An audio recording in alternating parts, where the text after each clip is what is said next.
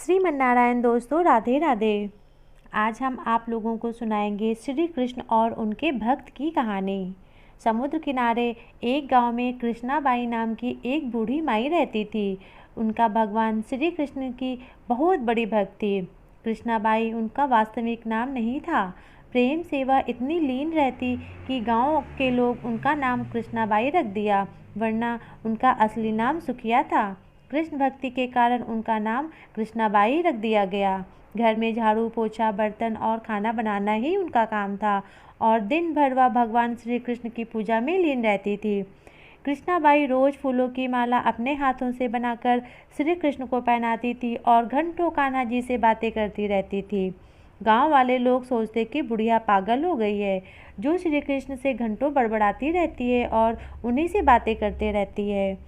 एक रात श्री कृष्ण जी कृष्णाबाई के सपने में आकर कहा कि हे कृष्णाबाई, गांव में भूचाल आने वाला है, तुम गांव छोड़कर दूसरे गांव में चली जाओ। अब ये क्या था? कृष्णा का आदेश था, तो कृष्णाबाई ने अपना सारा सामान इकट्ठा करना शुरू कर दिया और गांव वालों को भी बताया कि कल कान्हा जी मेरे सपने में आए थे और उन्होंने बताया कि गांव में भूचाल आने वाला है, इसीलिए आप सभी गांव छोड़कर चले जाओ। अब लोगों ने कहा उस बूढ़ी पागल की बात को मानने वाले थे। सुनते ही वह जोर जोर से हंसने लगे और बोले, यह बुढ़िया तो पागल हो गई है। इतने में कृष्णाबाई ने एक बैलगाड़ी मंगाई और कान्हा जी की मूर्ति ली और सामान की गठरी बांधकर गाड़ी में बैठ गई और जाने लगी। वहाँ के लोग उसकी मूर्खता को देखकर हंसने लगे। कृष्णाबाई जैसे जाने लगी और गांव की सीमा पार करते ही वाली थी कि श्री कृष्ण की आवाज़ आई, अरे पगली, वो सुई तो ले आ अपनी झोपड़ी में जिससे मेरी माला बनाती थी। यह सुनकर कृष्णाबाई बहुत बेचैन हो गई और सोचने लगी, अरे मुझसे यह कैसी भूल हो गई, अब मैं कान्हा की माला कैसे बनाऊंगी। तब उसने गाड़ी वाले को कहा, रुको भैया, मुझे फिर से झोपड़ी तक ले चलो। गाड़ी वाला उसको वापस लेकर आया। कृष्णाबाई गाड़ी से उतरी और अपनी झोपड़ी की तरफ भागने लगी।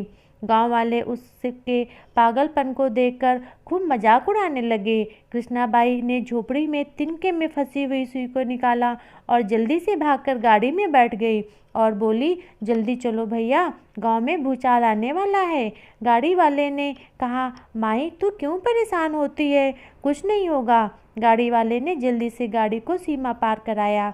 जैसे ही गाड़ी सीमा पार हुई, पूरा गांव समुद्र में समा गया। सब कुछ जलमग्न हो गया। गाड़ी वाला भी श्री कृष्ण का भक्त था।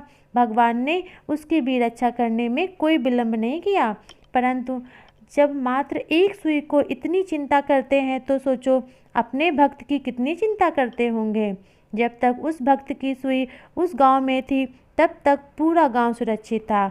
इसीलिए कहते हैं, अगर संसार में संत और अच्छे व्यक्ति ना हो तो यह संसार कब का समाप्त हो जाता। प्रेम से बोलो जय जय श्री राधे।